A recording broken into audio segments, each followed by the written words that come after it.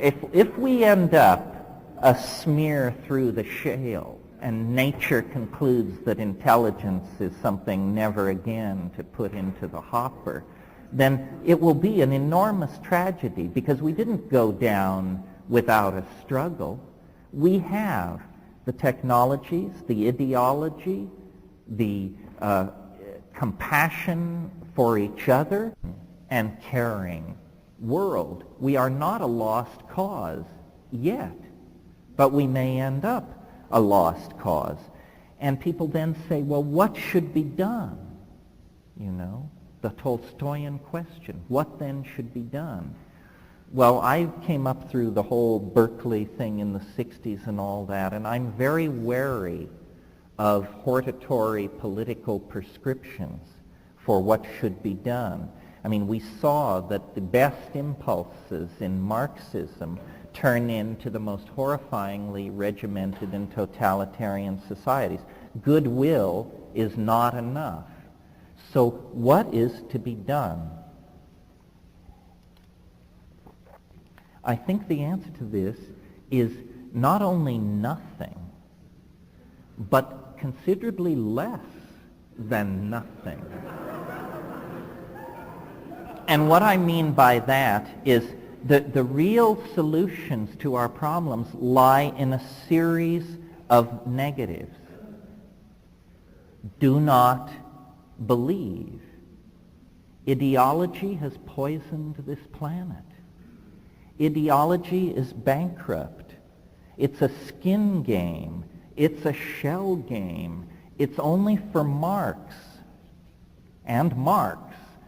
It is beneath your dignity as a body to get mixed up in ideology. I mean, after all, where is it writ large that talking monkeys should understand the nature of being anyway?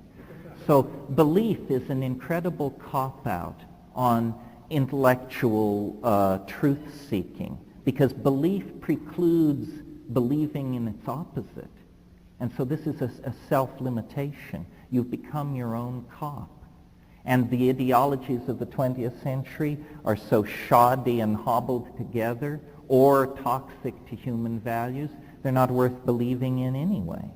So deconditioning ourselves from belief. Some people call it cynicism.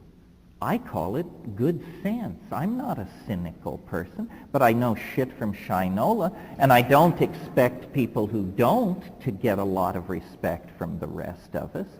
I mean, what does it mean if you're an optimist, and that means you can't proclaim the difference between boot polish and excreta? It's ridiculous.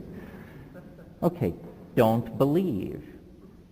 The next thing which comes out of that and is an even stronger prohibition, don't follow. Following is a tasteless position to find yourself in. Pets follow, vice presidents follow, and bad acts follow. So, you know, why follow? All of these gurus, geishas, roshis, and rishis are simply flim-flam artists. They've had thousands of years to get these cons together and run them on you. Believe me, I know. I'm a recovering Catholic. You have to fight your way free of belief, and then do not follow. Do not follow. It's an obsolete, tasteless thing, and there's no human dignity in it whatsoever. Then a harder one, a more radical one, the one that might get me shot.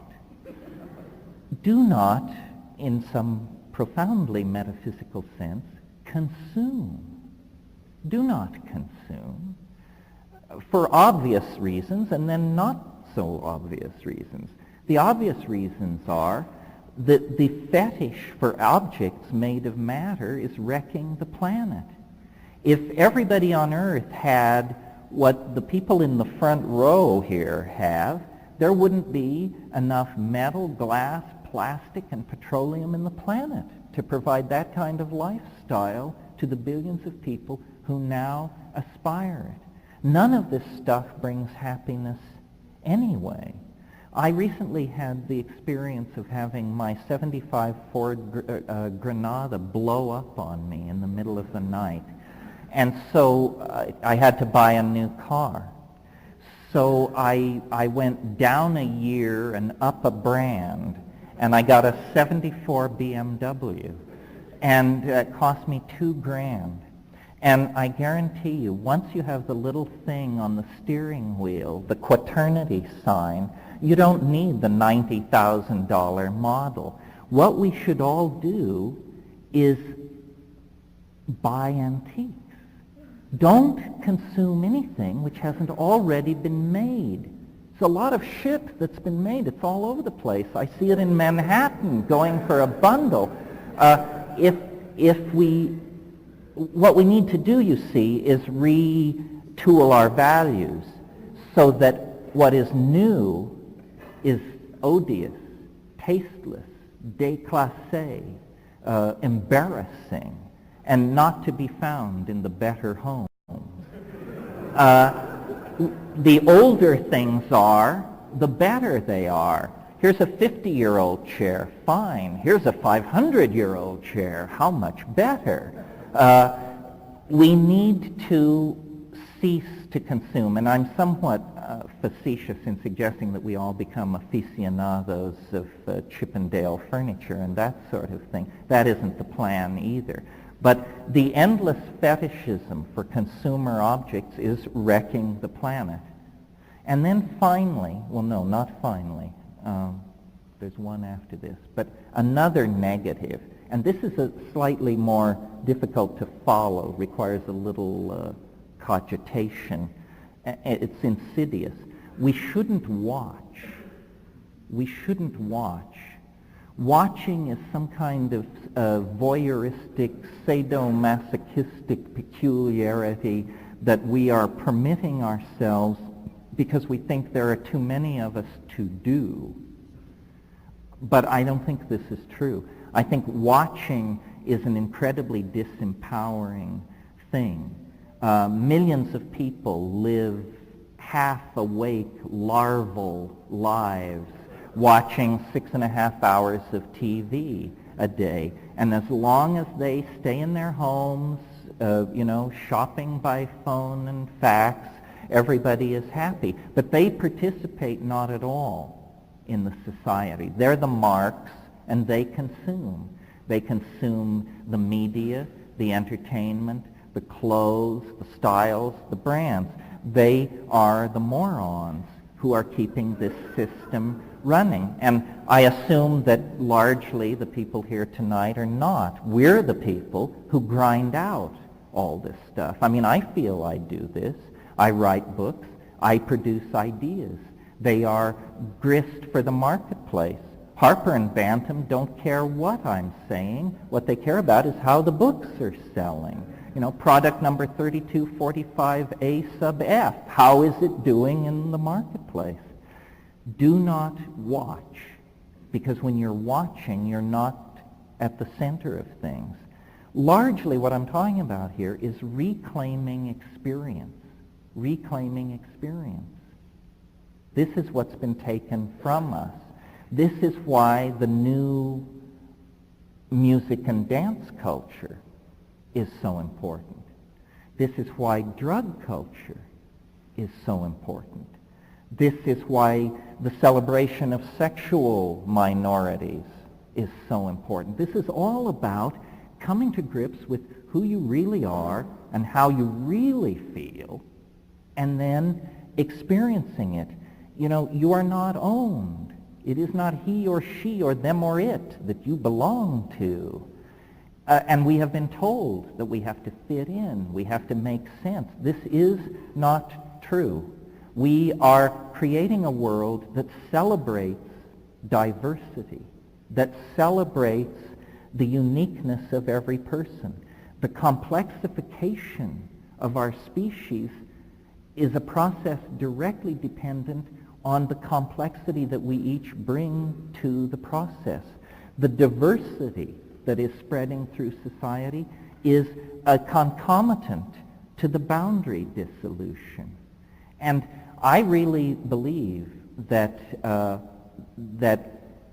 science's inability to make sense of human beings in the world as part of nature, to make sense of art, love, hate, aspiration, fear. The failure to make sense of this is the failure to come to terms with the transcendental aspect of reality. We are the best evidence there is that something extraordinarily unusual is happening on this planet, and that it's not something which will go on for millions of years.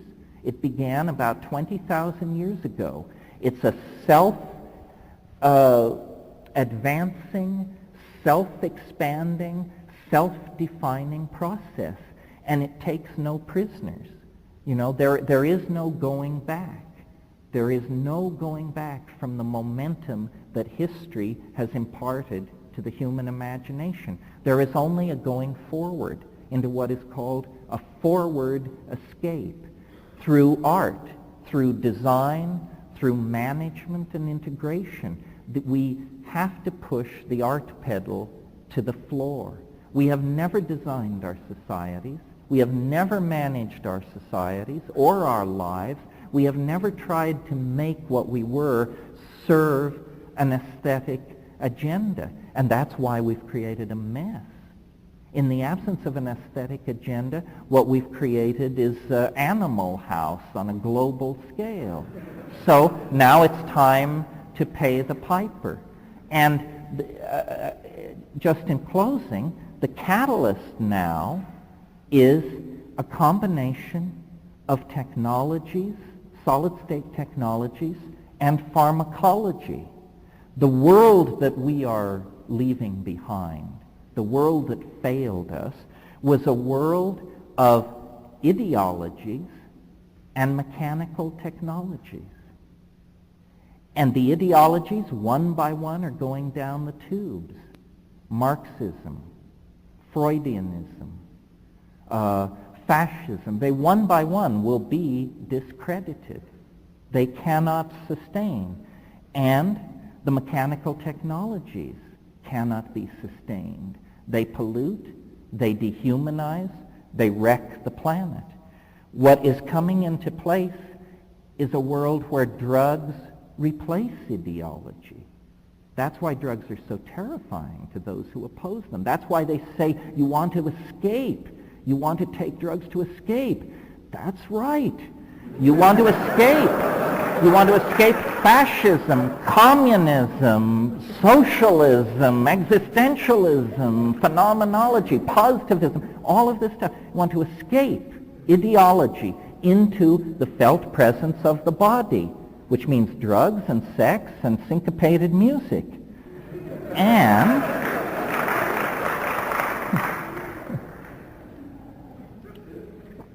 And parallel to this development and happening in different sectors of society is the hardwiring of our imaginations, the building of databases that we can access instantaneously that make the human past co-present with the now.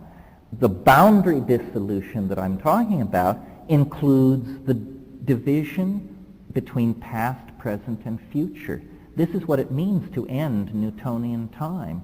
It means that the past, the present, and the future become a coextensive domain where everyone then awakens to the fact, which was always there to be observed, that there is not simply one past. There is nothing called the past. I have a past, you have a past. It's not the same past. Consequently, the futures we are going to are different. We create our own realities as a species and as an individual. And so what we are passing through here in the now, in this lecture, in the 20th century, is a moment of community. A gam, as Melville would say. A gam is where two sailing ships, two whaling ships meet at sea. That's what we have here, a gam, a moment of dialogue. and then we will each go back to our own private Idahos.